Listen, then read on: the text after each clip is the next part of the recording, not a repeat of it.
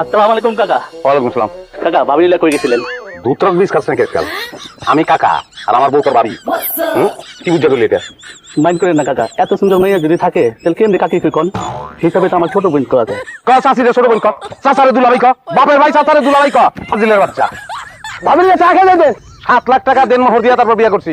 এখনো দেন মোহরের টাকা পরিশোধ করি নাই। তুই পরিশোধ করবি টাকা? আমি দেবো কেন? তাহলে তোর লগে আমার বউ গল্প করবো কে? জবাব আছে তোর কাছে? নেই। হ্যাঁ, তাহলে যা দোকান যা, চলো। ভাই আপনি বিয়ে করে আনলেন নাম করে জানালেন না ভাই? বেটা তুই এদিক বুঝাস, ভাবি দেখতেছি কি সুন্দর, বাহ পুরো পরিলাহান ভাবে বিয়ে করছেন ভাই। তুই এদিকে আমার দিকে সে যে একটা পরি, এটা আমি দেখে শুনে বিয়া করে আনছি। তোর প্রশংসা করানো লাগবে না, এদিকটা। না ভাই বলতে চাইতেছি যে গ্রামের সুন্দর সুন্দর মায়েরা আপনারা বিয়ে করে আনাইতেছেন। হ্যাঁ, এটা আমরা কোনো মাইয়া পাই না যে আমরা বিয়ে করবো, এটা আমি কপাল শুনো না। তোরা বইয়ের রসুন লিগা বিয়া কর। কেমন করবো? বাপে তো মানা করে।